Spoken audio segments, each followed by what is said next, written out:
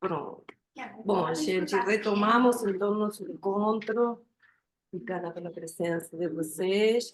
E vamos ouvir, então, com muito entusiasmo e atenção, a conferência do nosso colega, querido colega, colaborador desde o início com o nosso Fórum Região dos Lagos, o José Maurício Loures, que a conferência de hoje é o mito do neurótico. Então, vamos ouvi-lo. Ele é do Fórum do Campo Lacaniano do Rio, que já todos nós conhecemos. Obrigada pela sua presença e sua contribuição. Tá? Ouvimos você. Sandra, agradeço o convite, fórum. Bom, eu mandei, né? Isso. Já passou, né? Compartilhamos. Nós compartilhamos no grupo um material que eu vou utilizar aqui. São 3 esquemas. Eu posso depois compartilhar no grupo também as passagens do texto que eu selecionei, tá? E nós vamos trabalhar com essa conferência de Lacan, né, o mito individual do neurótico. A Vera trabalhou uma parte dessa conferência hoje, eu vou trabalhar uma outra parte. Essa conferência, nós às vezes encontramos uma referência a ela como Seminário Zero. Não sei se Vera, você já ouviu falar nisso? Sim. Às vezes, em alguns lugares às vezes até em artigos e tal, vem mencionando como Seminário Zero. Por que isso? Antes do Seminário 1, o Lacan fez alguns seminários, né, na casa dele, e ele trabalhou os casos clínicos, né? Teve o caso Dora, que depois virou o texto, né, Intervenção sobre a Transferência. O caso do Homem dos Ratos, que depois virou essa conferência. E o caso do Homem dos Lobos, que acho que foi ano passado, foi publicado, né, nesse livro Nos Confins do Seminário, e que não é nem a transcrição do Seminário de Lacan, na verdade, são as anotações das pessoas que participavam, né? E aí teve uma edição sabe essas edições digitais das obras, né, do Freud, do ensino de Lacan? Teve uma edição em castelhano, digital, que eles colocaram todos esses textos, né, anteriores ao Seminário 1 nessa categoria, Seminário Zero. Então, a gente encontra, às vezes, essa referência, como se fosse parte de um suposto Seminário Zero, mas, na verdade, foi só uma edição, né, virtual que colocou dessa forma. Esse texto, essa conferência, eu considero ela muito importante também, porque eu acho que, além do assunto, né, que se propõe a tratar, o Lacan mostra, a partir dessa conferência, que Freud ele foi um grande estruturalista. É algo que o Lacan, inclusive, defende, né, em A Ciência e a Verdade, mas aqui a gente tem uma demonstração disso. Por quê? A conferência ela é toda fundamentada a partir de um artigo de Lévi-Strauss chamado A Estrutura dos Mitos, de 1955. 1955 é uma data posterior, né, à própria conferência do Lacan, que é de 52, porém o Lacan teve acesso a uma versão preliminar do texto de Lévi-Strauss, tá? E que ele só publicou alguns anos depois. O texto do Lévi-Strauss, eu vou falar um pouquinho dele hoje, que é uma referência importante, mas o que eu acho fantástico é que quando a gente vê Lacan aplicar o mesmo método estruturalista de análise dos mitos que o Lévi-Strauss inventou, vemos também que Lacan chega às mesmas conclusões de Freud sobre o caso do Homem dos Ratos, né? Então, a gente vê que o Freud já tinha essa visada, como a gente vê na interpretação dos sonhos, etc., né? Quando ele propõe de se interpretar o sonho, fragmento por fragmento, da associação livre, né, de cada elemento, né, do sonho, e por aí vai. Então, esse texto também tem essa importância, né? Eu vou falar um pouquinho do artigo de Levi-Strauss, antes da gente começar, tá? Nesse artigo, ele propõe um método de análise dos mitos, que, inclusive, o Paul Ricoeur, no finalzinho, né, da obra dele, depois que ele avança muito em relação à hermenêutica, Paul Ricoeur foi quem transformou a hermenêutica numa filosofia universal, e depois de várias concepções de hermenêutica, ele termina, né, a obra dele com uma nova concepção de hermenêutica que ele chamou de hermenêutica da autonomia semântica. Nessa nova concepção de hermenêutica, ele diz que não teve tempo de inventar uma técnica de interpretação que desse conta, né, dessa proposta. Que proposta era essa? Analisar um texto, interpretar um texto, sem buscar a intencionalidade do autor, apenas fazendo conjecturas a partir dos elementos do texto. E aí ele diz, ele não teve tempo de criar, né, uma técnica para isso, mas Levi-Strauss conseguiu, né, com seu método, né, de análise da estrutura dos mitos. Então, vou falar um pouquinho do método. Para Levi-Strauss, os mitos se reproduzem sempre com as mesmas características. Nesse texto, ele vai ilustrar, né, com o mito de Édipo, mas ele diz que essa estrutura vai ser encontrada em todos os mitos.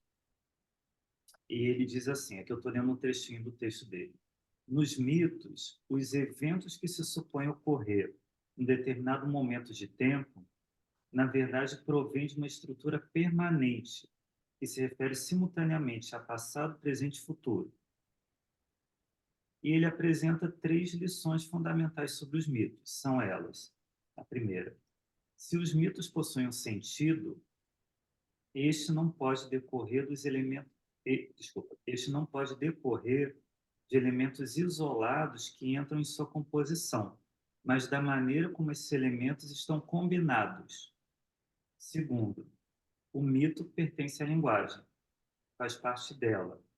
Entretanto, a linguagem, tal como é utilizada no mito, exibe propriedades específicas.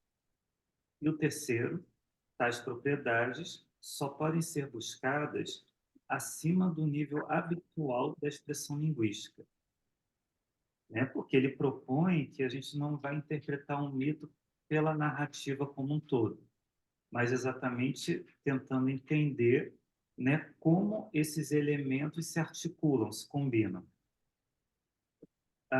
E aí ele propõe também que o mito ele é formado de unidades constitutivas, né? Na linguagem, nós temos os fonemas, morfemas, semantemas. Ele diz que nos mitos nós temos os mitemas. E qualquer semelhança, né, com o matema não é mera coincidência, né? Então, essas unidades ele chama de mitemas, e ele deixa claro, mitema não é uma frase, simplesmente, uma palavra, né? Mas é um valor opositivo ligado a várias frases individuais que vão formar feixes de relações. Daqui a pouco, quando eu mostrar ele aplicando isso no mito de Édipo, isso vai ficar bem claro. Então, o que se extrai como sentido de um mito não é a interpretação de sua narrativa, mas as conclusões a que podemos chegar a partir da análise dos arranjos dos mitemas, ou seja, da estrutura do mito, né? Aí eu vou pedir para vocês abrirem quem está aqui é a primeira folha, tá? Quem tá online Obrigada. é a primeira página, né, do PDF.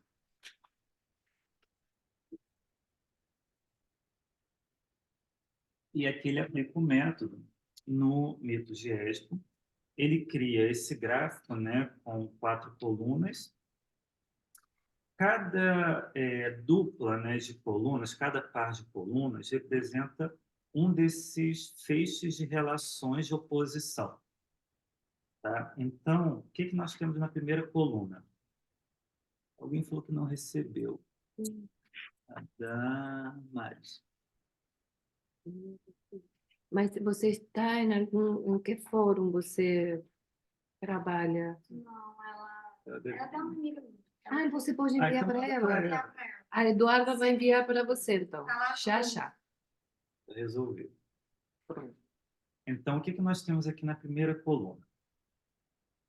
Isso são frases, né, relacionadas ao mito de Édipo, né, mais especificamente a trilogia tebana, né, então não só o Édipo Rei, mas o Édipo em Colono e Antígono.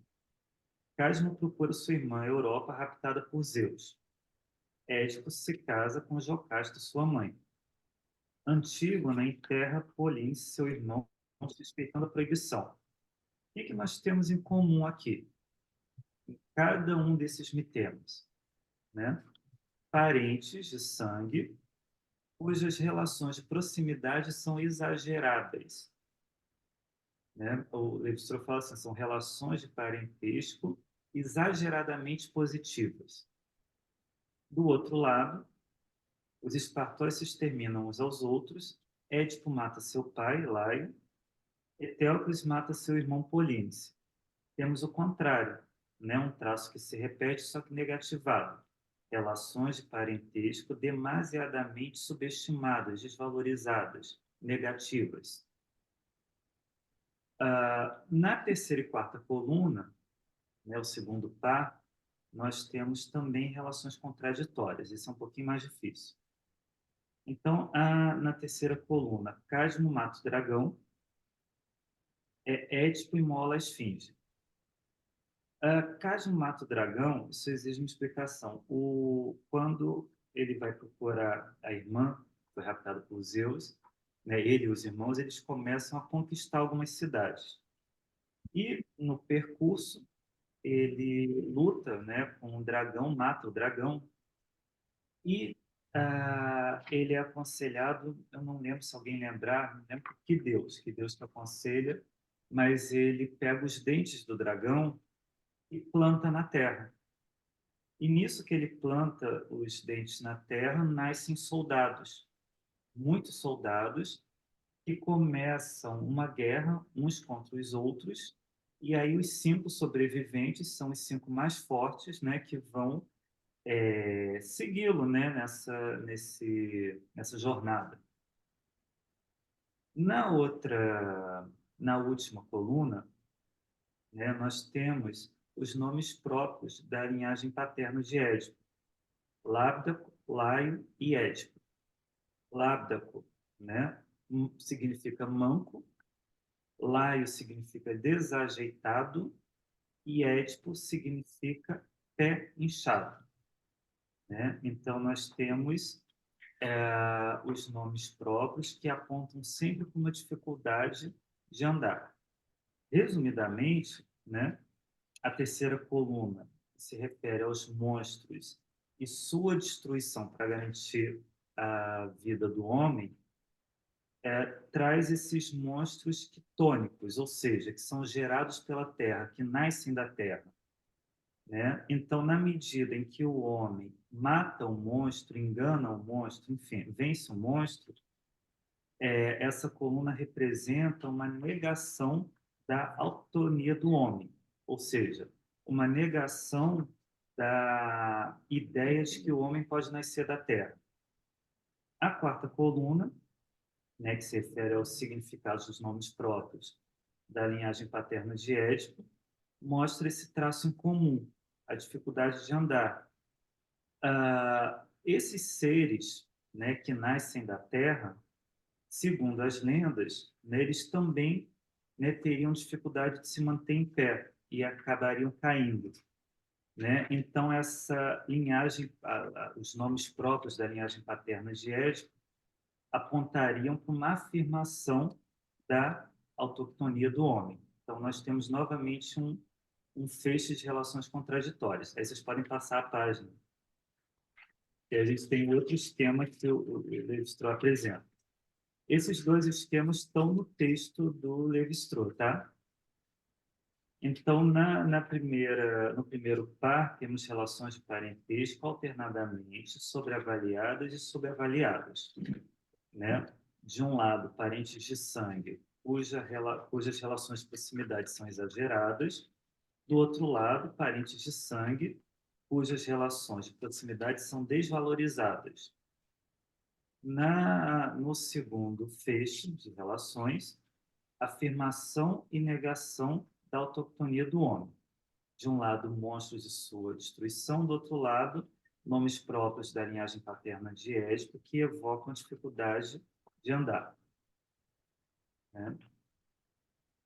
E aí, qual é, né, a partir disso, desses feixes de relações, a interpretação que o Levi-Strauss faz do mito de Édipo?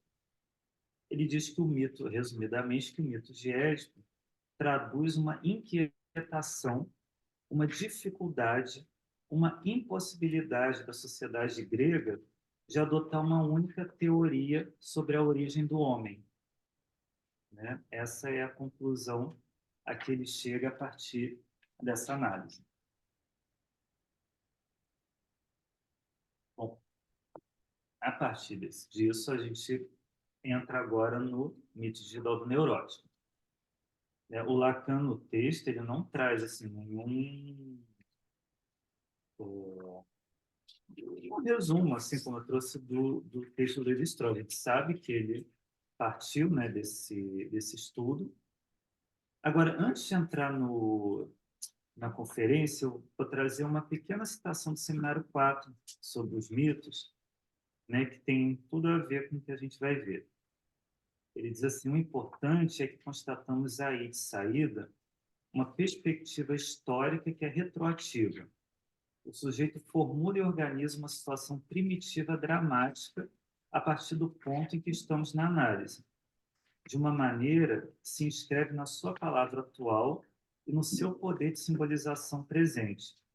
É assim que encontramos, pelo progresso da análise, o que se apresenta como uma coisa primitiva, a organização primordial mais profunda. E aí, no texto, quem está com ele, eu vou indicar as páginas. Inclusive, só tem uma edição, né? Então, não tem mudanças, não tem variação de página. Logo na página 13, que é ainda bem no iniciozinho do texto, a segunda página do texto, Lacan diz assim: existe no seio da experiência analítica algo que é propriamente falando mito. Eu hoje, quando a Sandra fez uma pergunta à Vera, né, sobre verdade, né? Eu lembrei muito do texto sobre Leonardo da Vinci, quando o Freud compara as lembranças encobridoras às lendas de uma nação, né, como vias de acesso à verdade, né? Aqui ela consegue nessa linha, mas trazendo um mito, né? E super importante isso, né? Ele diz que o mito, né, é algo que está no seio da experiência analítica. E aí ele continua: um mito é o que dá formulação discursiva a algo que não pode ser transmitido na definição de verdade. Digamos assim, na definição tradicional de verdade. Que definição é essa? A verdade como factual. O que é a verdade histórica? Afinal, vocês falaram hoje de verdade, eu não estava aqui ainda. Mas a verdade histórica se refere não ao factual, mas àquilo também que foi pensado, desejado e que, para o sujeito, né, assume o valor de um ato realizado. Por exemplo, o parricídio, né? Daí aquela ideia que o próprio Freud diz e questiona, né, da culpa inconsciente. Freud diz assim, eu acho que é naquele texto sobre os tipos de personalidade, ele diz que é curioso ele próprio falar em culpa inconsciente, já que a culpa não é inconsciente, você percebe a culpa, né? Mas a raiz é inconsciente, né? Algo que foi, que não necessariamente... Eu lembrei hoje eu até mencionei isso numa outra aula, de um caso clínico do Freud.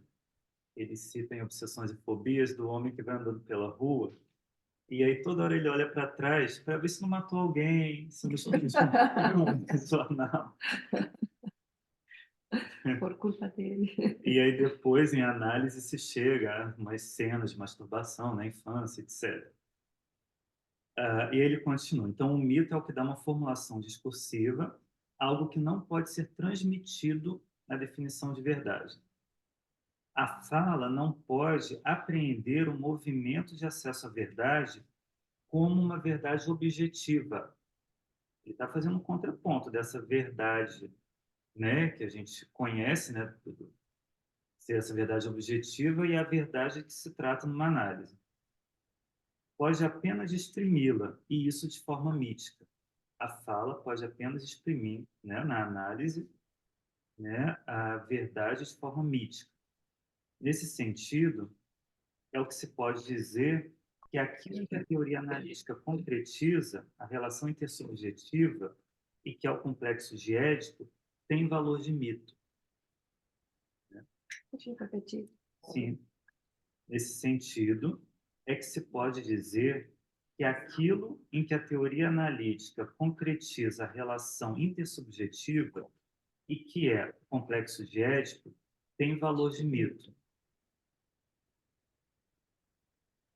Bom, nesse texto, Lacan se utiliza, como eu falei, do caso do Homem dos Ratos, né? Ele apresenta o caso do Homem dos Ratos e aí eu vou falar um pouquinho do caso antes, mais do que interessa, né, para a gente avançar. Recomendo quem nunca viu ou quem já viu, vale a pena ver de novo, o filme, que é muito bom, tem no YouTube, né? Um filme pequeno, deve ter uns 50 minutos, uma hora, que é O Caso Clínico.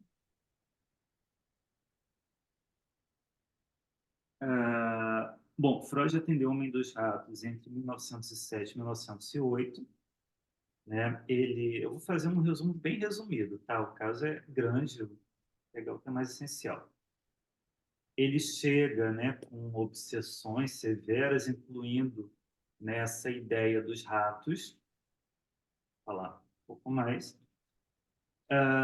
Num momento em que ele está muito angustiado, né, ele lê a psicopatologia da vida cotidiana, e aí isso leva ele a Freud, né? Ele busca Freud, mas não inicialmente buscando análise, né? Ele demanda de Freud um documento, uma espécie de atestado, declaração, alguma coisa assim, né? Para ele convencer um grupo de pessoas a realizar uma trama bem complexa, né? Que ele acreditava que iria resolver o problema dele, ia resolver a angústia dele. E é claro que o Freud não atende à demanda, né? E coloca ele em análise. Desde das primeiras entrevistas, fica claro, e o Freud diz isso, fica claro para ele, para o Freud e para qualquer leitor, né, que lê o caso, que há ali um ódio muito grande pelo pai. Só que para o Homem dos Ratos isso é inconcebível. Né? Ele só começa a conceber isso depois de meses, né, fazendo análise com Freud. E que o pai assumiu uma espécie de oposição à sua vida erótica, desde a infância. Né? Uma vida erótica que Freud insiste foi prematuramente desenvolvida. Esse ódio, né, em relação ao pai, ele não conseguia acessar de modo algum. E o elemento principal do seu quadro sintomático era o medo de que algo pudesse acontecer ao pai e à mulher que ele amava, a Gisela. E o Freud fica muito surpreso, né? Ele fala tanto do medo de que o pai, né, algo de ruim acontecesse com o pai. Um belo dia, Freud descobre que o pai estava morto, né? E mesmo assim, ele com esse medo todo, ele explica, não, mas algo pode acontecer com meu pai no além, né? Especialmente o medo de que um castigo terrível fosse, né, infligido à sua amada e ao seu pai. Aí tem vários momentos, né, várias passagens do caso, que fica bem evidente esse ódio pelo pai. O pai o aconselhava a se afastar de uma moça, né, a qual ele era interessado, alguns anos depois que o pai morreu, quando ele teve a primeira experiência sexual, veio à mente a seguinte ideia, né? Que maravilha, por uma coisa assim, alguém seria até capaz de matar o pai. Em outra ocasião, quando o pai ainda era vivo, ele desejou que o pai morresse para que ele tivesse dinheiro para se casar com a namorada, né? Agora, onde fica bem claro assim, a ambivalência dele em relação ao pai, ambivalência por quê? Porque ele falava do pai com muita admiração, com muito amor, né? E eu estou lembrando, em Totem Tabu, Freud diz isso, né? Quanto mais houver amor consciente, mais o ódio permanece recalcado, e vice-versa.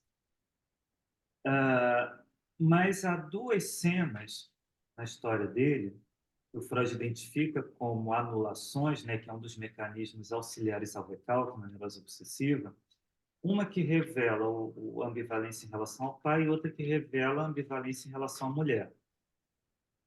No final da noite, depois do pai, né, já morto, entre meia-noite e 1 hora da manhã, ele se sentava para estudar. Em algum momento, ele interrompia o estudo, abria a porta da frente de casa, como se o pai estivesse lá de fora e fosse entrar. Em seguida, ele voltava, abaixava a calça e ficava admirando o próprio pênis no espelho, né? Como uma forma, né, de, num primeiro momento, agradar o pai, sendo o filho que está ali, né, estudando, etc., e num segundo momento, desagradar o pai, né? O filho que interrompe o estudo e vai, né, admirar o próprio pênis no espelho. E a anulação é isso, né? Um ato não anula o outro, né? Um representa, né, o amor, a admiração, e outro o ódio. Na cena com a Gisela, a famosa cena da pedra, ele está sentado numa estrada, vê uma pedra, imagina a carruagem dela passando e um acidente horrível acontecendo, a roda da carruagem quebrando, né, no impacto com a pedra, e ela morrendo ou se machucando gravemente. O que ele faz? Tira a pedra. Aí depois ele pensa, que tolice, isso é uma grande besteira. Aí se dá o trabalho de pegar a pedra e colocar a pedra de volta, né? Oi? Seria um segundo seu, que é Eu tô numa aula. um segundo só. Por Peraí. favor, Desculpe. obrigada. E aí, qual é a constatação de Freud? Quando ele coloca a pedra, ele quer salvá-la. Quando ele tira a pedra, ele quer salvá-la. Quando ele coloca a pedra, ele quer machucá-la, quer matá-la, né?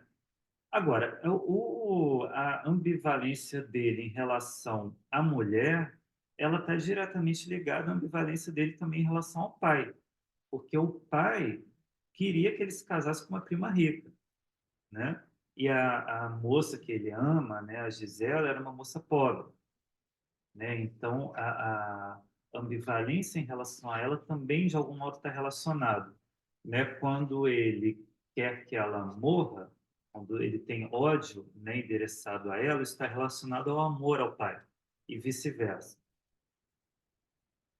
Bom, durante a análise, na relação transferencial, ele transfere toda essa hostilidade para Freud, e que chega a ser engraçado, né? Tem cenas, tem momentos que ele insulta o Freud, aí depois sai correndo como se o Freud fosse bater nele. E aí o Freud não reage, né? Não bate, óbvio. Aí ele questiona, mas como um homem distinto como o senhor aceita, né, esses insultos de um sujeitinho asqueroso como eu? E as agressões se dirigem também à família do Freud, né? Em vários momentos ele tem um sonho com a filha do Freud com fezes nos olhos, né? E o Freud faz uma interpretação, né? Ele diz: você não está interessado em seus bonitos olhos, mas em seu dinheiro, né? Remetendo a hesitação dele também, né? Entre se casar com uma moça pobre e uma moça rica. Lacan faz uma outra interpretação lá na Função e Campo da Falha da Linguagem. Ele diz que esse sonho também aponta para o olhar perseguidor que ele atribui a Freud, né, na transferência, que é esse lugar que ele coloca Freud do pai, né? Bom, tem algo que é central no caso, que é a cena dos óculos, que ele perde os óculos. Ele perde seus óculos, encomenda um par de óculos novos, né, ao seu oculista em Viena, e envia pelo correio. O capitão N, equivocadamente, diz que ele precisa pagar pelos óculos ao tenente A, que supostamente foi quem fez o pagamento. E aí ele faz um juramento mental. Ele jura que vai pagar o tenente A e completa esse juramento dizendo o seguinte: se ele não pagar ao tenente A, um terrível suplício vai ser aplicado ao pai dele e à moça que ele ama. Que suplício é esse? Pouco antes do capitão, né, informar, né, da necessidade desse pagamento, o capitão conta para ele desse suplício dos ratos em que o soldado inimigo, né, era colocado sentado nu num balde cheio de ratos, e esses ratos, não tendo para onde escapar, teoricamente entrariam pelo ânus do supliciado. Teoricamente, porque não é isso que acontece. O rato começa a roer, né, e a pessoa morre de hemorragia.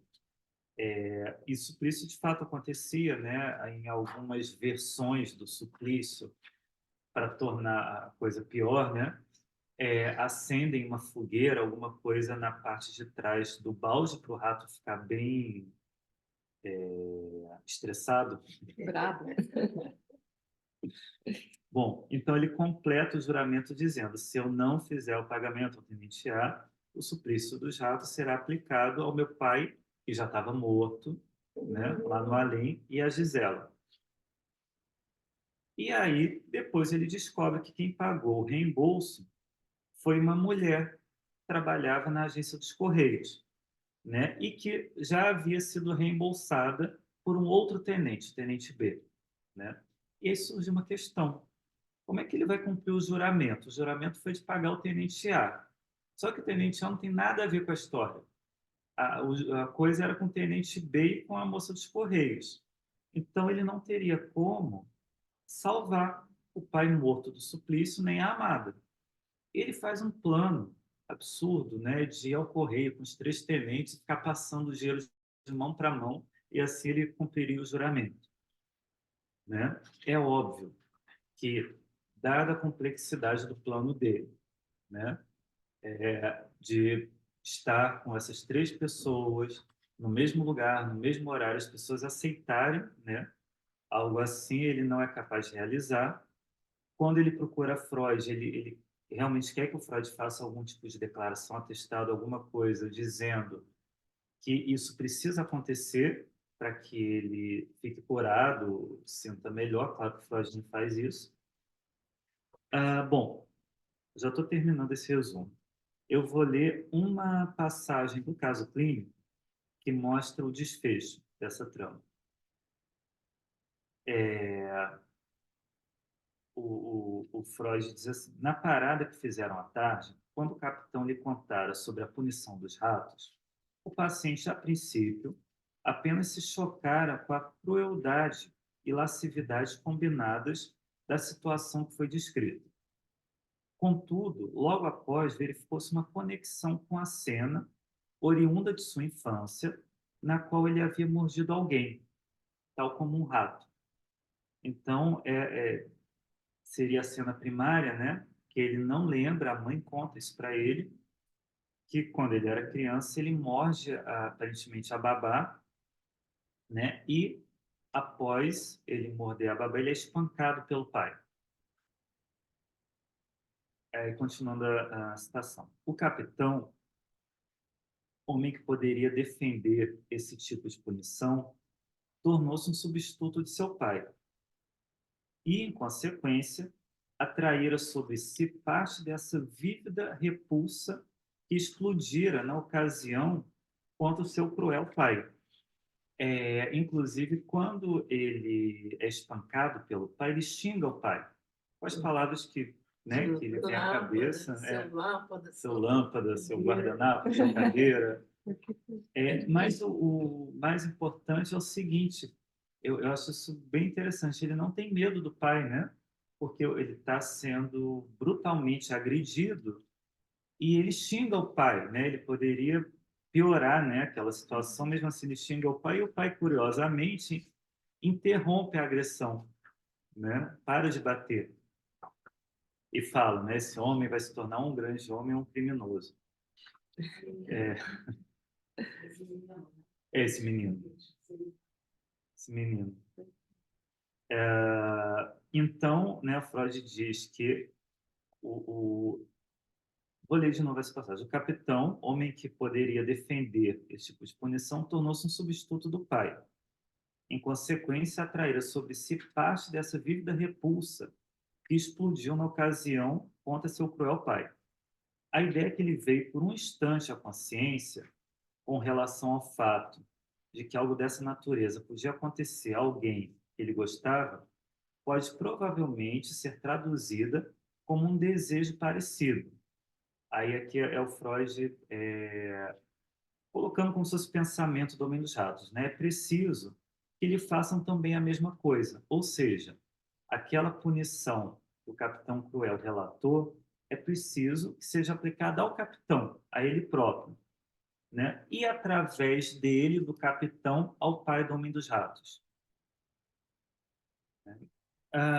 Freud também observa que quando ele recebe a encomenda e a instrução de que ele deve pagar o tenente A, ele já sabia que aquela indicação estava errada, que aquilo era um equívoco.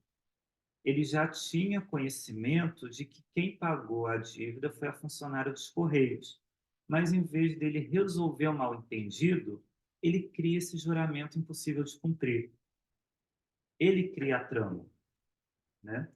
E impõe a si uma obediência injustificada à exigência do capitão, pague ao tenente A.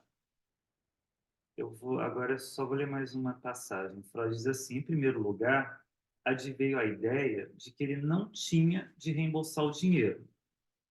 Por quê? Porque se ele não reembolsasse o dinheiro, o suplício seria aplicado, né? Ao capitão, em consequência ao pai. E a seguir, adveio a transformação dessa ideia em um juramento de efeito contrário, como punição por sua revolta, né? Qual é o juramento de efeito contrário? Eu preciso pagar, né, o tenente A, senão algo de ruim vai acontecer ao meu pai.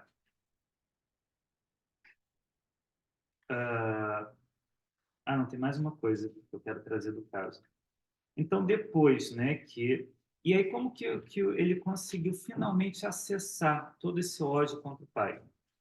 A partir da análise da transferência. Então, ele começa a dirigir muita hostilidade, né, Freud, né, e o Freud começa a fazer intervenções, né, pontuações que revelam para ele que ele está transferindo para Freud o ódio pelo pai. E aí, né, vou ler o que Freud diz. Assim, paulatinamente, o paciente logrou o sentimento de convicção que lhe faltava, embora a uma pessoa de fora a verdade fosse evidente quase por si mesmo. Né? Aí vocês podem abrir a última página do slide e do papelzinho. Esse esquema não está, né, no livro. Nós podemos, seguindo as indicações de Lacan, que são as indicações de Freud, que o Lacan faz o mesmo caminho de Freud, colocar, né, o caso clínico no mesmo esquema que o Lévi-Strauss inventou. Então, nós temos aqui na primeira coluna, o pai faz uma dívida de jogo que é paga por seu amigo. Na história do pai, há também uma dívida. O pai faz uma dívida de jogo, paga com dinheiro, né, do exército, devolve esse dinheiro pegando emprestado com um amigo. Ele até depois junta dinheiro para devolver ao amigo, mas o amigo muda de cidade, ele nunca mais encontra o amigo e fica ali marcado na história dele uma dívida que não foi paga. Na história do Homem dos Ratos, né, Então, aqui na primeira linha, temos a dívida que foi paga, né? O amigo pagou a dívida, né? O amigo deu o dinheiro a ele, ele pagou a dívida. Na história do Homem dos Ratos também temos uma dívida que foi paga, né? Um tenente supostamente paga o frete da encomenda do Homem dos Ratos. Então temos na história dele e na história do pai algo que se repete, uma dívida que foi paga. No outro lado, né, fazendo esse fecho de relações, o pai nunca conseguiu pagar a dívida que tinha com um amigo. O Homem dos Ratos cria uma trama que torna impossível o pagamento do frete de seus óculos. Então, temos, do outro lado, um pagamento impossível, uma dívida que não foi paga. Então, temos aqui um par de opostos, né? Como o Levi-Strauss propõe. Na próxima coluna, terceira, aí vamos ver um outro fecho de relações. O pai abandona uma moça pobre. Bom, o pai do Homem dos Ratos tinha uma namorada pobre e ele rompe com ela para se casar com a mãe do Homem dos Ratos, que era rica. E isso é contado pela própria mãe, até como uma piada, uma brincadeira em casa, né? Ela repete isso o tempo todo, que o pai dele se casou com ela por dinheiro. Inclusive, largou essa moça pobre para ficar com ela. Na história dele também, né? Ele, tal como o pai, né? Se relaciona com uma moça pobre, mas que ele não chega a abandonar. Talvez se ele não fizesse análise, ele teria abandonado, né? E teria repetido a história do pai.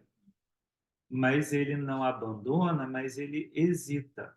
Inclusive, ele passa anos doente, não consegue terminar, né, o ensino superior dele, porque isso era condição para casar, e assim ele se mantém naquela hesitação entre a moça pobre e a moça rica. Na história do pai, temos a escolha pela mulher rica, o pai se casa com uma mulher rica, e o Homem dos Ratos tem um casamento planejado com uma prima rica. Gente, antes da gente avançar, só para não esquecer, uma indicação, tem um livro muito legal que se chama Freud e o Homem dos Ratos. Quem conhece, não lembro o nome do autor, alguma coisa Mahogany, não lembro o primeiro nome dele. É como se fosse uma biografia do Homem dos Ratos. É uma biografia do Homem dos Ratos, mas é bem interessante porque que Freud está no título. Porque a biografia enfatiza muito a relação do Freud com a família do Homem dos Ratos. Que havia uma relação de amizade do Freud com a família do Homem dos Ratos. É uma boa leitura para quem está trabalhando o caso. Bom, então nós temos, né, na primeira coluna uma dívida paga, na segunda coluna um pagamento impossível, na terceira coluna a escolha, né, por uma moça pobre, o relacionamento com uma moça pobre, e na última coluna, né, a escolha por uma moça rica. Resumidamente, no primeiro fecho nós temos o não pagamento de uma dívida, né, que resultaria na aplicação do suplício dos ratos ao pai, isso na história dele, né? E, a partir do segundo fecho de relações, também na história dele, uma possível escolha por uma mulher pobre que resultaria em desgosto do pai, mesmo morto. Então, nos dois feixes de relações, nós também podemos identificar o ódio pelo pai, né? Está presente dos dois lados, né? E nos remete àquilo que Freud aborda no Moisés e no Monoteísmo, né? Que é o parricídio como a verdade histórica, né? Ele termina o texto dizendo, né? A verdade histórica é a verdade do assassinato do pai, né? No caso do Homem dos Ratos, o desejo parricida. Quer dizer, o desejo parricida aparece já na primeira entrevista com Freud. Se eu desejar ver uma mulher nua, meu pai deverá morrer, né? Tem ali todo um núcleo de uma neurose e o desejo parricida ali muito claro. Bom, aí vamos voltar agora para a conferência. Quanto tempo eu tenho? Até meio-dia e meia? É isso. Ou até meio-dia? Não, são 11, meio-dia e meia. Então dá tempo. Eu Eu vou agora... para dar um tempinho se as pessoas... 15, ótimo. Não, dá tempo. Tá tranquilo. Eu vou trazer algumas passagens da conferência para a gente, né, comentar. Então, Lacan diz assim, na página 19. A constelação original que presidiu o nascimento do sujeito ao seu destino, e quase diria a sua pré-história, a saber, as relações familiares fundamentais que estruturaram a união de seus pais, mostra ter uma relação muito precisa e talvez definível por uma fórmula de transformação com que aparece como o mais contingente, o mais fantasístico, o mais paradoxalmente mórbido de seu caso. A constelação do sujeito é formada na tradição familiar pelo relato de um certo número de traços que especificam a união de seus pais. Né? O Lacan fala aqui em constelação familiar, não tem nada a ver com essa...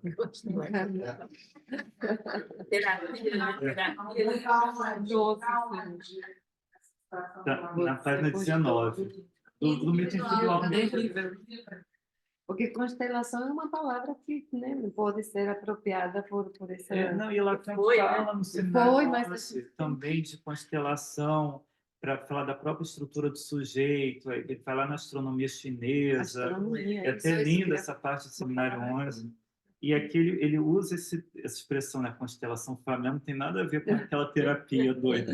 Tem mais a ver com os planetas. Então ele mostra, né, como a gente viu nesse esquema, que tem algo que antecede a própria história do Homem dos Ratos, que se refere, né, à união dos pais dele, e que está em jogo no seu mito individual, na sua verdade histórica, né, na sua fantasia. Bom, aí ele continua dizendo assim: a relação inaugural entre o pai, a mãe e o amigo do pai, quem pagou a dívida, né? De certo... Oi? Ah, o de certo não é elucidada pela forma puramente factual. Olha o que a Sandra estava falando. Estávamos pensando... Pois só adquire seu valor pela apreensão subjetiva que o sujeito teve dela. Isso é a resposta, né, ao que a Sandra colocou. Eu dei de novo. Não é essa relação entre o pai, a mãe, o amigo do pai, não é elucidada pela sua forma puramente factual. A verdade, em psicanálise, não está diretamente ligada ao factual, pois só adquire seu valor pela apreensão subjetiva que o sujeito teve dela. Né? O que ele fez com isso? Como ele articulou isso em significante? Mas não é só isso, né? Eu vou falar daqui a pouco, mas como também a cena primária vai se articulando com isso, né? Como é que o rato entra nessa história? Lacan diz assim na página 27, tudo se passa como se os impasses próprios da situação original se deslocassem para um outro ponto da rede mítica, como se o que não é resolvido num lugar se reproduzisse sempre em outro, né? O que não foi resolvido na história dos pais, né, vai se deslocando na história dele, né? Pela história dele. Na página 25, Lacan diz assim, esse roteiro fantasístico apresenta-se como um pequeno drama, que é precisamente a manifestação do que chamo de mito individual do neurótico. O que dará seu caráter mítico não é simplesmente o fato de encenar uma cerimônia que reproduz de forma mais ou menos exata a relação inaugural que aí se encontra como escondida. Ele a modifica no sentido de uma certa tendência. E isso também é interessante, porque o Lacan diz assim, se modifica no sentido de uma certa tendência, ele não repete só a história dos pais. Ele modifica com uma certa tendência. Que tendência é essa? Páginas à frente, depois eu vejo onde está, ele diz assim, é uma tendência tantalizante.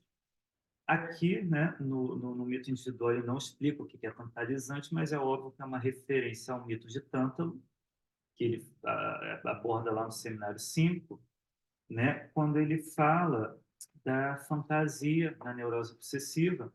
Qual é o mito de Tântalo? Tântalo ofereceu aos deuses o próprio filho, ou os próprios filhos, né, como um jantar, né, enganando os deuses, e ele é punido. qual é a punição dele? Ele é colocado num lago abundante, óbvio, de água, né, e de frutos nas árvores à volta. Toda vez que ele tenta alcançar uma fruta, as árvores se afastam. Toda vez que ele tenta se aproximar da água, a boca da água para beber, a água também se afasta, né? E o que isso tem a ver com a neurose obsessiva? Tudo, né? Tão perto e tão longe.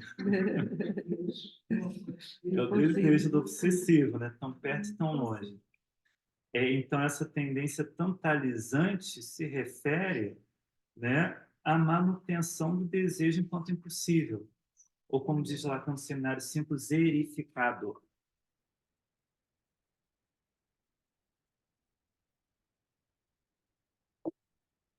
É,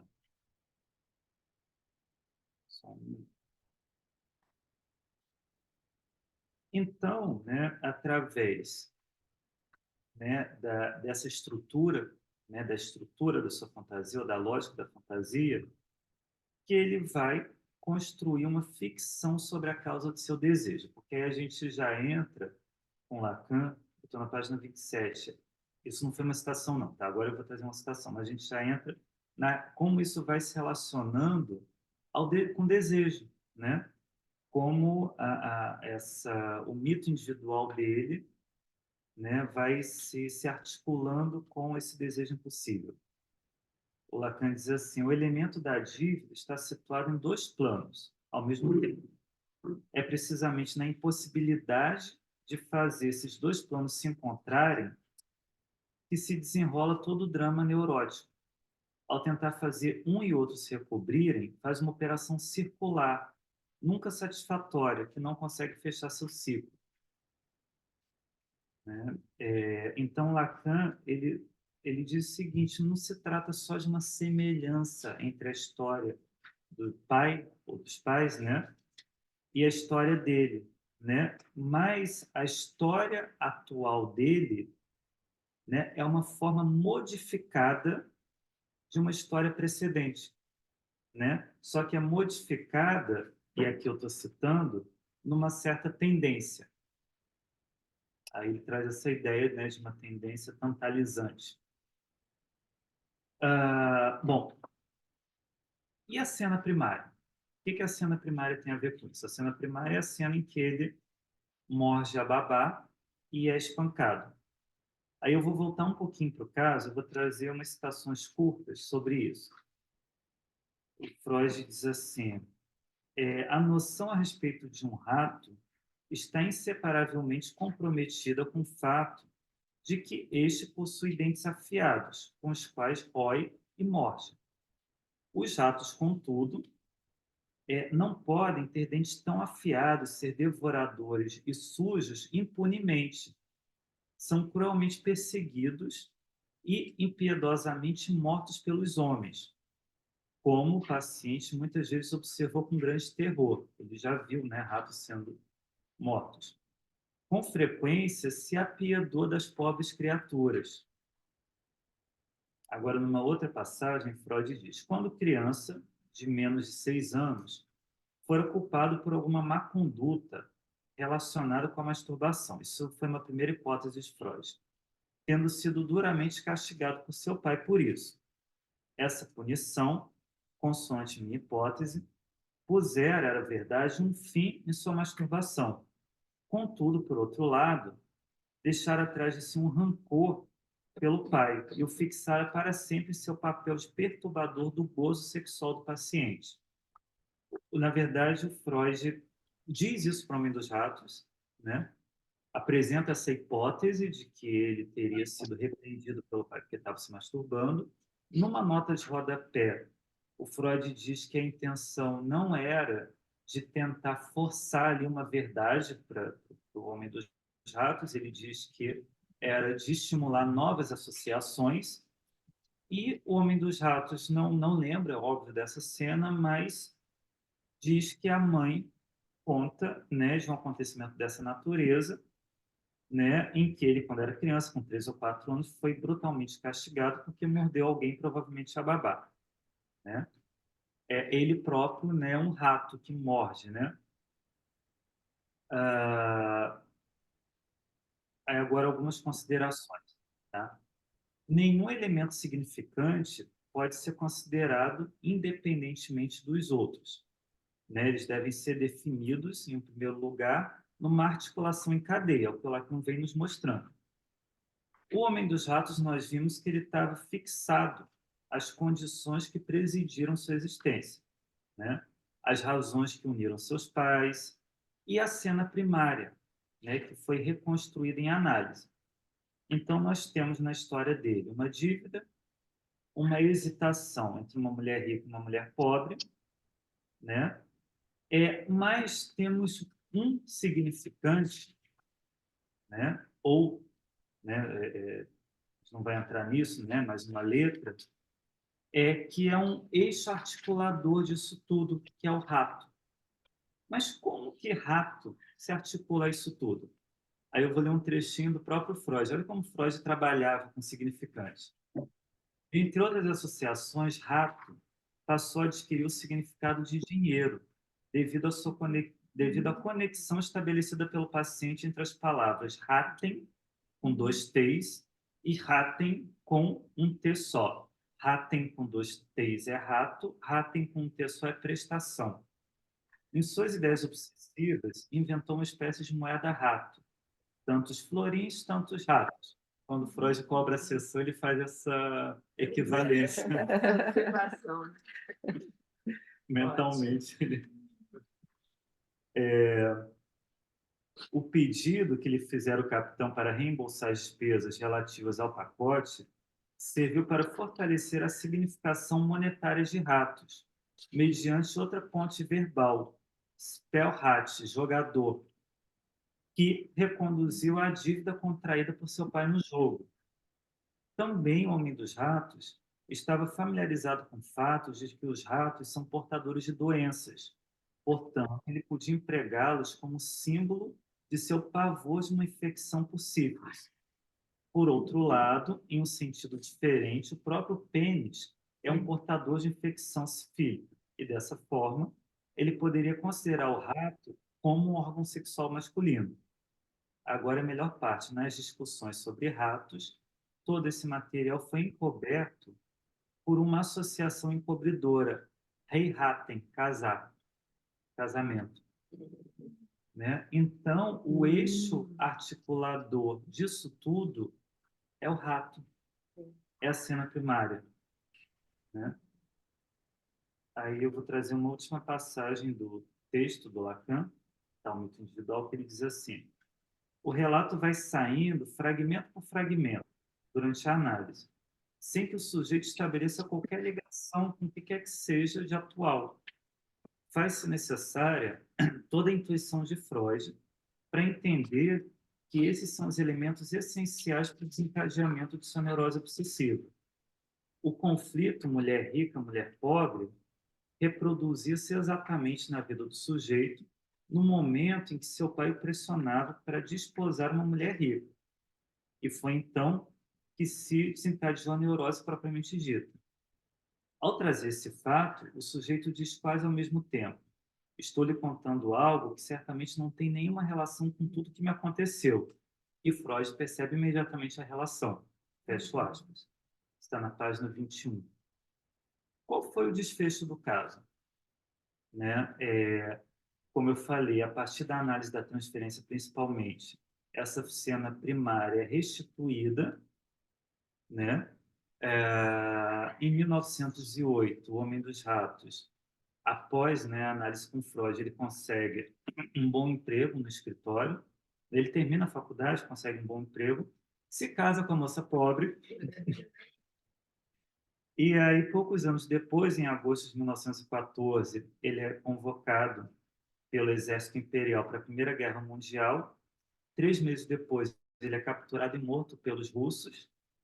Né? Então, tem muitos autores, eu já li em vários lugares, que questionam se houve um fim de análise, se o Homem dos Ratos de fato foi curado de seus sintomas, né?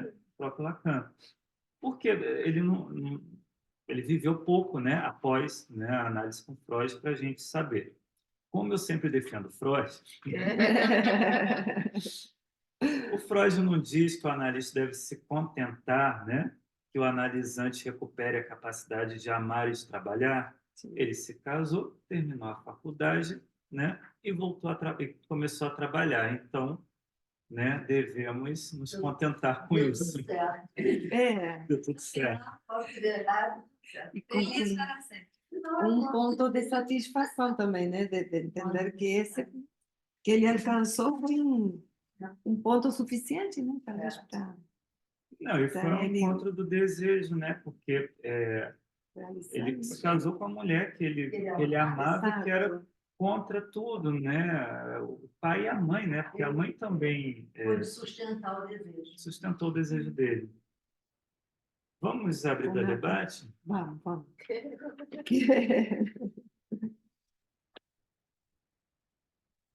Acho que articula muito com o trabalho da Vera, que foi essa questão da palavra, quando você diz qual o eixo articulador.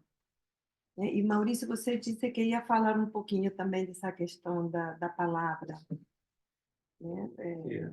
Não, porque o que articula, né, essa cena primária é a história que sintetiza, né, nessa palavrinha que depois tem esses deslizamentos, mas é o rato, né? Você disse o eixo é a palavra.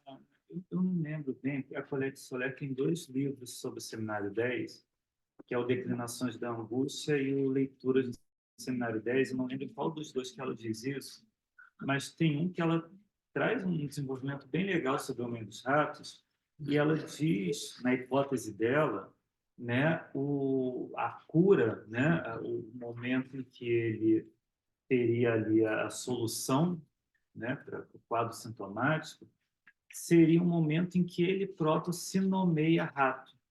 Ela diz isso. Né?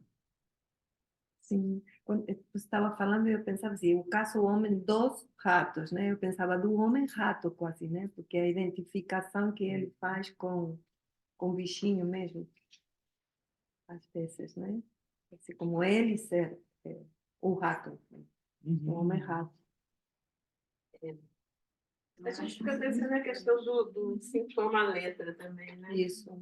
Então, Eu queria que bacana falassem- entender o sintoma como uma letra, né?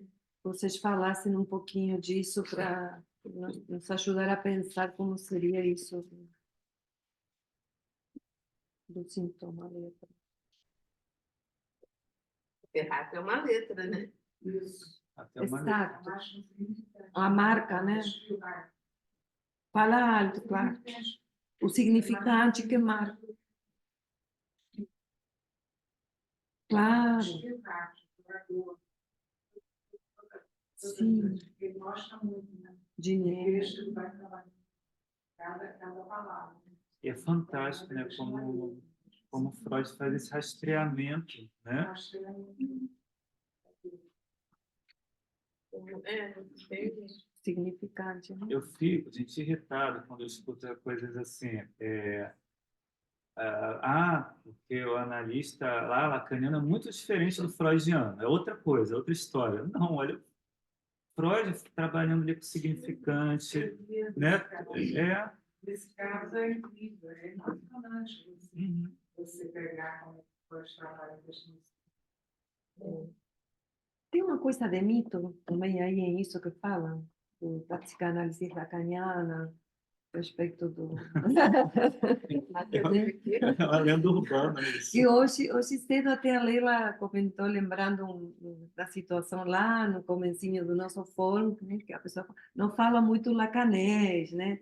Criando como uma coisa aí, um mito, sei lá, mas não é verdade, então não é um mito. Mas para aqueles que você trouxe esse ponto em relação a essa questão das palavras, né? Por que você lembrou disso? Não, porque é isso, né? A gente vê o tempo todo o Freud fazendo esse trabalho com significante, nesse caso, fazendo uma construção clínica, a própria direção do tratamento, né?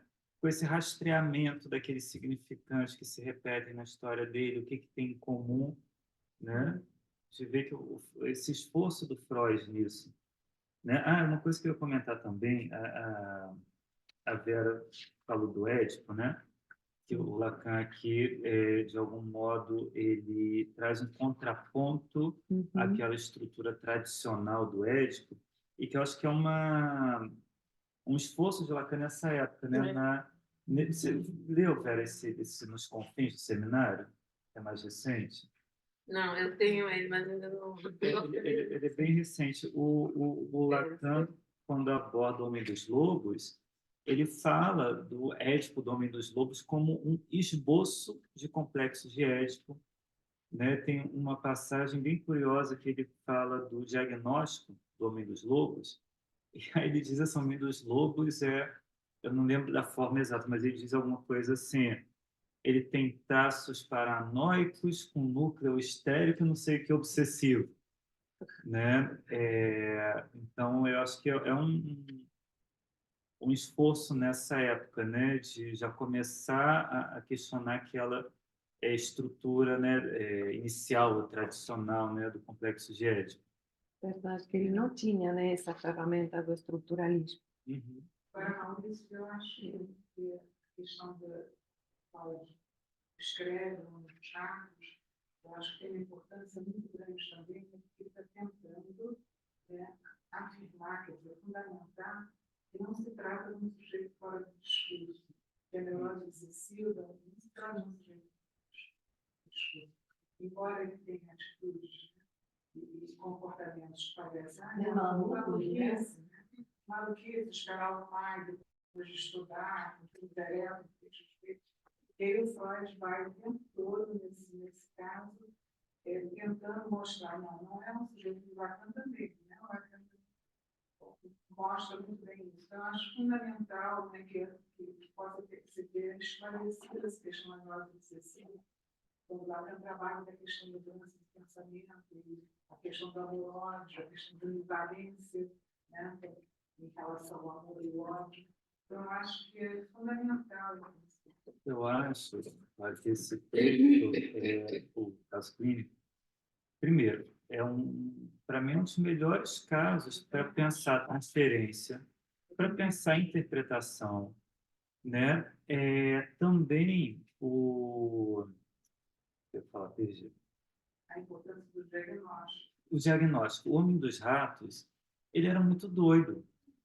Gente, mas muito doido. Eu acho que foi na primeira também entrevista, ele conta a história da prostituta com a prima dentro do corpo, né? Não sei se vocês lembram disso. Ele diz que viu uma prostituta na rua, obesa, e que ele tinha certeza que a prima dele estava dentro do corpo da mulher para obter prazer sem se expor, mas que a mulher podia explodir a qualquer momento, né? Então, assim, ele era muito doido. A filha do Freud, que ela vida armada para casar com a filha.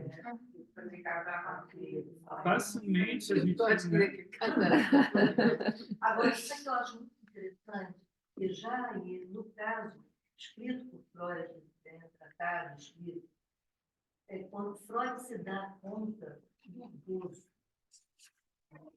do gozo que o Homem dos Ratos sentia quando contava com horror o suplício dos ratos. Então, Lesgar, ele fala lesgar. exato. E na hora que ele fala, tem um lesgar, né? Então, assim, fica claro para o Freud, né? Não se falava desse gozo, né? Se falava de quê? Ganho secundário com a doença, mas ele se dá conta de que havia ali um gozo diretamente relacionado ao suplício.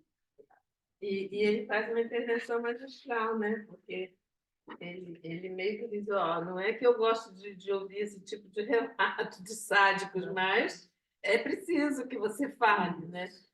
Né? Porque ele fica hesitando, não sei se vou conseguir, se não vou conseguir. Ele quer contar a história do suplício, né? Não sei se vou conseguir, é difícil, não sei o quê. E quando ele conta, o Freud percebe isso, chamou a atenção. Que tem uma expressão de gozo. A palavra anos, ele não consegue pronunciar a palavra anos. Agora, eu queria te escutar um pouco, Maurício, assim, como é que você vê nessa questão da transferência, na hora que ele está ali na sessão com Freud, em que o Freud, inclusive, interpreta isso, que diz, não se trata, eu não sou o capitão cruel. Né? E como é que você vê essa questão da transferência passando por aí? Né? Acho que em determinado momento ele faz assim, como se Freud fosse bater nele, e o Freud então diz, eu não sou o capitão cruel. Como é que você vê essa questão da transferência nesse caso, que eu acho que foi fundamental, né? Eu acho, inclusive, você sabe que deve ter umas 2 semanas, eu estou com um módulo sobre transferência, eu e a Nilda Cirelli, e aí nós decidimos dar uma aula inteira, falar tudo que a gente conseguisse sobre transferência só com esse caso clínico. E foi fantástico, porque eu acho que é um caso que ensina muito sobre a transferência. Esse caso é muito bom para isso. Bom, eu acho que mostra bem a repetição na transferência, né? E como isso, né, como Freud, e Freud fala disso em Reparar, Elaborar, etc., como isso pode ser usado e tá ali, né, no momento da sessão, né? Eu acho que o caso do Domingos Ratos mostra isso. Ele passou meses sem conseguir acessar isso, né? Sem conseguir conceber ódio pelo pai, etc. Ele só consegue acessar isso a partir da análise da transferência. Eu acho isso fantástico.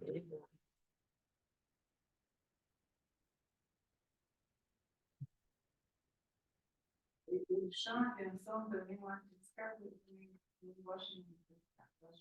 Fala um pouquinho mais alto, claro. A gente aprende com Freud nesse caso. No sentido de que, nessa relação, ele diz, o analista não deve, mais ou menos isso, o analista não deve ter pressa, né? No sentido não do diagnóstico, ou mesmo do histórico do sujeito, quando ele se refere, quando ele diz assim, a doença, quando é que começou a doença? E que o dos ratos já começou quando eu parei de frequentar, ou tem a questão do capitão cruel, lá, eu disse, não é aí o início da doença. O início da doença se deu lá na primeira infância, aos 6 anos de idade. Então, que o analista não deve ter pressa de que possa, né, para fazer esse diagnóstico, que você tem que poder escutar. Eu acho que isso é fundamental, o Freud chama atenção para isso nesse caso. Então, esse caso, para mim, é paradigmático em termos de como é o manejo de uma análise. É aquilo que o Freud já fala desde o projeto, do próton-pseudos, né? Primeira mentira, né? Nunca é, né? Nunca é aquilo, né? Que a pessoa atribui, né? Você falou isso, um termo que chamou minha atenção. Você disse, não se tratava de forçar uma verdade. Mas isso que a Clara disse, não tem que, na neurose obsessiva, né? Escutar, porque até surgir alguma coisa aí do sujeito, parece que demora pra caramba, né? Às vezes Demora, ele muito, claro, né? Muito... Porque o Freud chega a dizer, o obsessivo é pensar. Ele usa o verbo no infinitivo, quer dizer, os sintomas todos, você pode resumir dizendo, é sofrer de pensar, né? É um pensar que invade o sujeito de uma forma absurda mesmo. Só Né? que a transferência, nesses casos, eu acho que Agora, ao Como mesmo ato, tempo, é assim. bem interessante também, como você chamou a atenção, para porque você, diante de toda essa loucura, o que faz Freud, qual é a certeza que ele tem, que você acha que ele vem, para ele tirar, porque a neurose obsessiva estava no campo das psicoses, até então, né? E tem fenomenologicamente uma proximidade com a paranoia, às vezes assustadora, às vezes com a melancolia, né? Muitas vezes com a paranoia, né? E como é que Freud vai tirar do campo da psicose e botar no campo da neurose? Isso eu não sei, porque, né, mas eu acho, no caso do Homem dos Ratos, que o Freud, qual é o rascunho da experiência física que o Freud tira, né, a obsessão, não, né, a obsessão do campo das psicoses, mas, enfim, é bem anterior. Mas, no caso do Homem dos Ratos, na minha hipótese, o que eu acho que é assim, crucial para o diagnóstico dele é quando ele diz: se eu ver uma mulher nua, meu pai deverá morrer. Porque ali a gente tem tudo de uma neurose, né? A gente tem o desejo, a gente tem o pai ali como oposição ao desejo, um ódio pelo pai velado, né? Enfim, eu penso que aquilo foi importante, que ele diz isso na primeira, né? Primeira sessão, junto com um monte de maluquice.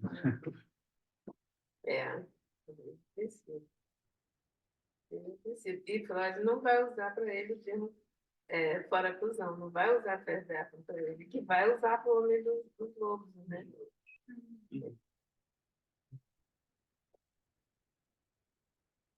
Em relação à dívida obsessiva, não foi bem simbólica, eu vou dizer, mas é possível pensar que se manter assim nessa dívida é uma forma de evitar investir no desejo? Porque eu fico pensando disso, neurótico obsessivo se mantém ali numa dívida, né? Encontra modos de fazer uma trama e construir algo que o mantenha sempre em dívida. E aí não tem investimento em desejo, né? Porque é uma coisa que está sempre capturando. É um desejo que se sustenta como impossível. São os paradoxos do desejo, né? Assim, também Tá muteado. como o Maurício mostrou, ele se mantém como impossível, não, enquanto não analisado, né? Mantém como impossível.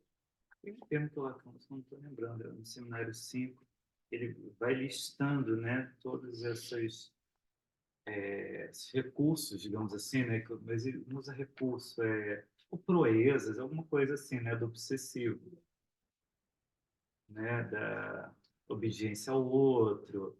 Ou tem um lugar que ele diz assim, acho ótimo, isso foi muito isso na clínica, que o obsessivo, ele está o tempo todo esperando as férias, é como se fosse alguém o tempo todo esperando as férias, mas as férias nunca chegam. É ótimo. Agora, só para lembrar, Margarida, aquele livrinho da coleção Passo a Passo, Margarida, É ótimo. é um trio. Porque ela pega Lacan, pega Freud. Vocês estão ouvindo, as pessoas que estão no E ela Zoom? fala, Perfeito. ela fala de uma maneira coloquial, que você está escutando, mas tem gente falando. Na hora que ela está dizendo como é que trabalha o analista, que ela fala da camuflagem do obsessivo e da questão com a linguagem, ela diz assim: o analista tem que ter uma paciência de Jó, literalmente. Ai, sim. O analista tem que ter uma paciência de Jó, porque o sujeito vai entrar numa rivalidade com o analista, vai, enfim, todos aqueles traços obsessivos, ela vai definindo na linguagem dela de uma maneira coloquial, que é muito instrutiva, aquele livrinho dela de coleção Passo a Passo, e ela pega as principais. Ela não pega o principal neurótico, mas ela pega a Freud, pega Lacan. Me lembrando, já vi que uma paciência de jovem. Eu lembrei sobre o desejo. Eu confundo muito o que está no 5 e no 8, porque são dois seminários que ele fala muito da neurose obsessiva, né? Mas o Lacan diz assim: o que acontece com o desejo do obsessivo? Ele diz assim: vai a merda. Genial. Ao mesmo tempo, o Lacan, quando ele fala da importância do tempo lógico, né, num certo momento, e tempo curto, ele não propõe um tempo curto, mas, de algum modo, ele propõe, para a neurose obsessiva especificamente, para a neurose obsessiva e para os candidatos para analista, né, que eram, na época, também se apresentavam, né? Porque tende a metonímia disparada, no certo sentido, né? Tende. Vai deixar para falar sempre na hora. Vai ser a No meu tempo, quando eu não É isso. No meu tempo, eu falar hoje. As Freud pessoas não escutam. chamava, né, isso de erotização do pensamento, né? Libido toda É investida no isso. pensamento. E o que é a erotização do pensamento? É um pensamento que não leva a lugar nenhum, fica dando voltas e voltas, não é produtivo, né? Eu acho que quando o obsessivo, em análise, né, entra no discurso da histérica, automaticamente a gente percebe que o sofrimento diminui, o sofrimento dos pensamentos, porque eu acho que passa a produzir um pensamento, continua pensando, mas um pensamento mais produtivo, não fica, né, naquela ruminação. Muitas vezes até eles começam a fazer algum tipo de sintoma Eu lembrei de um caso, é uma frase assim, que eu achei ótima.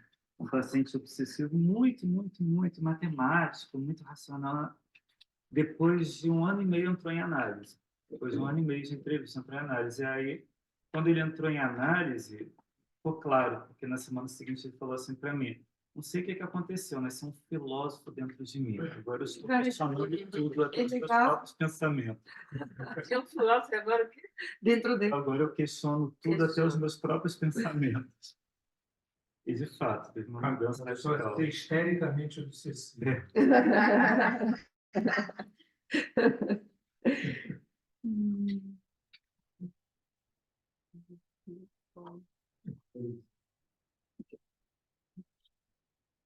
E aí? Damares, é Camila, vocês podem comparativo, né? participar também, tá? Pode falar, pode se sentir. Estamos aqui né? Estamos no presencial, de diversas maneiras. Bom? Esse caso é um paradigma do inconsciente estruturado como uma linguagem, né? De fato. Ilustra bem isso. Cada caso, né, Freud tem um eixo, né, teórico, né?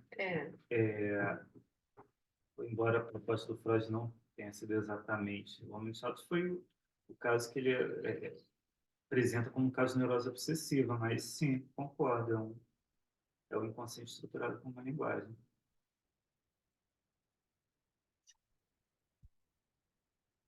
Como na outra. Como uma linguagem. Linguagem por fatos, no caso dele, é Isso, linguagem dos fatos. como uma linguagem própria da estrutura da obsessiva, porque né, o inconsciente estruturado como uma linguagem é como é estrangeira, né? Não é como a linguagem, é como uma. Ou seja, outra. Linguagem. Sem Exato, exato, por isso que eu estava pensando aqui. sem o uma. Aonde? Não, é estruturado como linguagem. Né? Não, como uma. Sim, é exatamente a questão que faz para nós pensar que seria uma qual, porque não é a nossa. Não é outra língua, não é espanhol, português, inglês, francês, não, é estrangeira para todos, independente né, do idioma que a gente fala, é outra Acho assim, outra língua, né? Então, eu costumo simplificar isso. Claro que a gente tem várias formas de falar disso, mas as duas leis que regem, né, o inconsciente são condensação e deslocamento. As duas leis que regem o campo da linguagem, metáfora e metonímia. Né? O Jacobson faz essa aproximação e o Lacan toma isso, né, entre metáfora e metonímia, condensação e deslocamento. E o caso do Michalski mostra bem, né, o deslocamento operando no inconsciente, né, a metonímia operando no inconsciente. E nesse sentido, de fato, né, é o estrutura do consciente. inconsciente estruturado como uma linguagem. Sim. Estruturado. Como uma linguagem, qualquer outra linguagem. Porque esse deslizamento desses significantes de rato para casamento, isso é metonímia pura. É metonímia. Metonímia pura. Metonímia. Mas tem um eixo condutor, é isso, né? Chamou atenção. O nome do pai, né?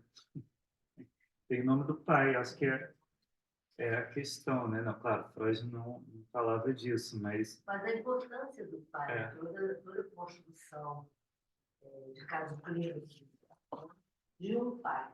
O conflito edípico, né? Essa importância de um pai. No próprio Hans também, pequeno Hans, era o pai quem fazia essa ponte, que observava o menino, levava para Freud. Caso Dora. O caso Dora, quando enfatiza a importância do pai. É um pai, mas é um pai Cruel. um pai que não... Não. É um pai com o qual o sujeito está em conflito, né? É. Eu lembro, gente, um caso de supervisão, que também é uma frase de uma moça que fala assim, psicótica.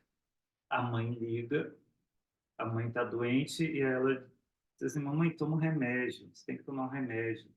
Eu me preocupo tanto com a senhora, toma um remédio. Não, não vou tomar, então morre, seu desgraçado. Não tem conflito. Está tudo ali, né? A ambivalência toda está tudo assim aberto. Faz uma coisa, faz outra, né, logo, né? E, né, o Homem de Teatro é outra história, né? Tem... Muitas mediações. Os pontos que o sujeito dá para dizer isso. Ao mesmo tempo que você aparece, não posso falar.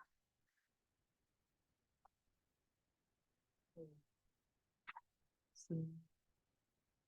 Porque, e ele se defende, né, do pai.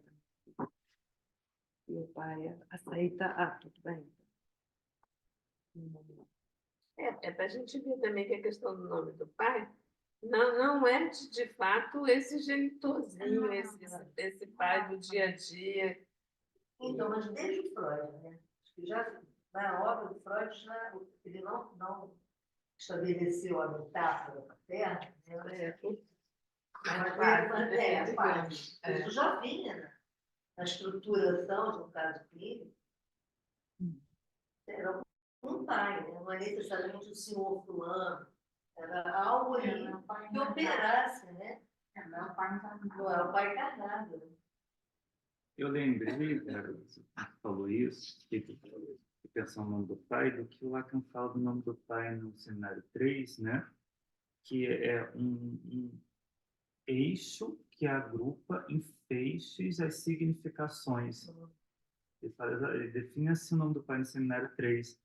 É o que a gente vê, né, naquele esquema que o Freud faz, né, do rato, todos os significantes, tem ali um eixo que agrupa em feixes as significações, né? Ponto, né?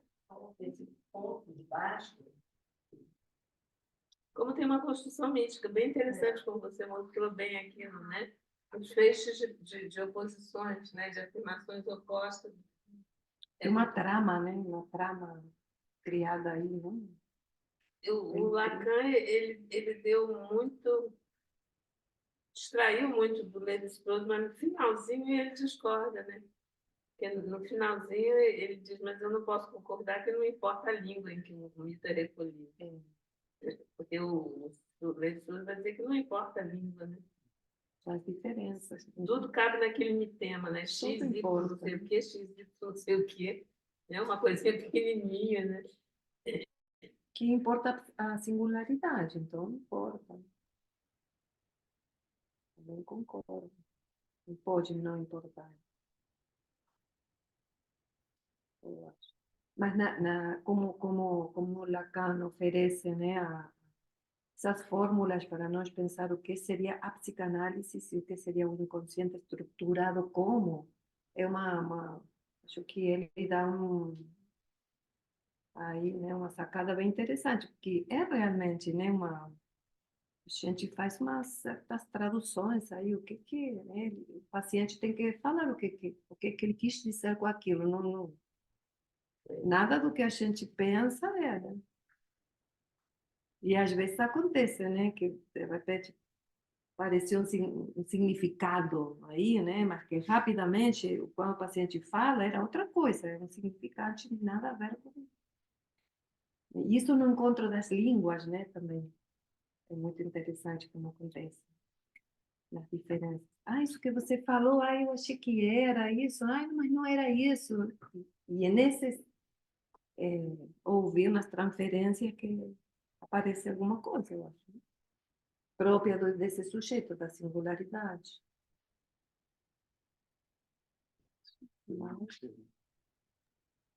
Então é isso, gente.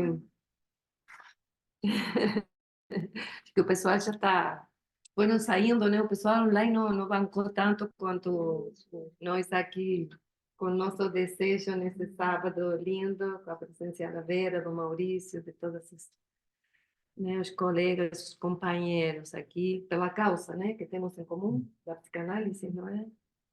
Então, vamos dar por encerrado esse encontro de hoje, muito gratos, né, pelas apresentações, pelo que vocês nos causam. E continuamos. Até a próxima.